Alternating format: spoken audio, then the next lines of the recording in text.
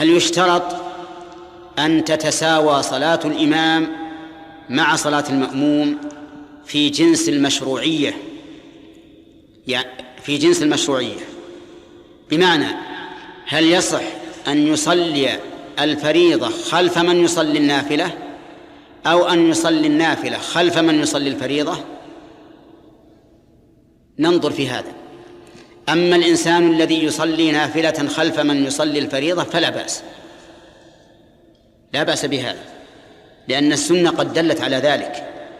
فإن الرسول صلى الله عليه وسلم انفتل من صلاة الفجر ذات يوم في مسجد الخيف في منى، فوجد رجلين لم يصليا، فقال: ما منعكما أن تصليا في القوم؟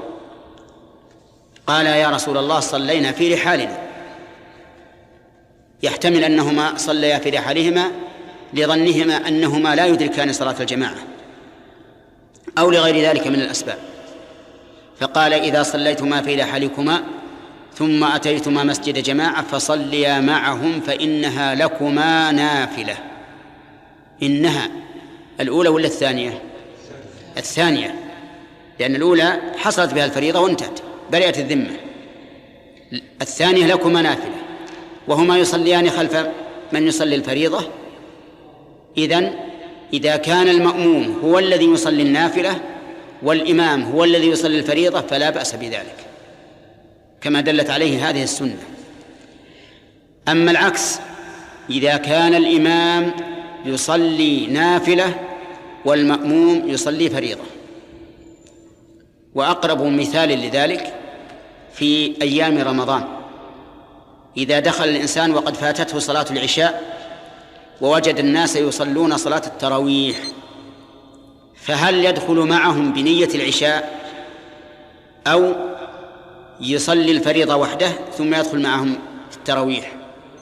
هذا محل خلاف بين العلماء، فمنهم من قال: لا يصح أن يصلي الفريضة خلف النافلة، لأن الفريضة أعلى، ولا يمكن أن تكون صلاة المأموم أعلى من صلاة الإمام.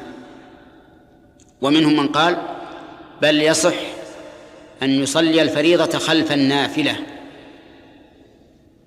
لأن السنة وردت بذلك، وهي أن معاذ بن جبل رضي الله عنه كان يصلي مع النبي صلى الله عليه وسلم صلاة العشاء ثم يذهب إلى قومه فيصلي بهم تلك الصلاة، فهي له نافلة ولهم فريضة، ولم ينكر عليه النبي صلى الله عليه وسلم.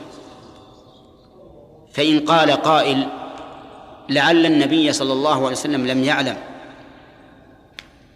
فالجواب عن ذلك أن نقول: إن كان قد علم فقد تم الاستدلال، لأن معاذ بن جبل رضي الله عنه قد شكي إلى الرسول عليه الصلاة والسلام في كونه يطول صلاة العشاء، فالظاهر والله أعلم أن النبي صلى الله عليه وسلم أخبر بكل القضية وبكل القصة.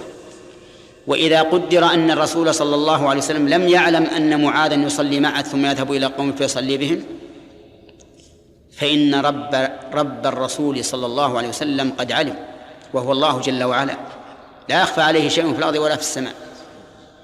وإذا كان الله قد علم ولم ينزل على نبيه إنكارا لهذا العمل دل ذلك على جوازه، لأن الله تعالى لا يقر عباده على شيء غير مشروع لهم إطلاقا.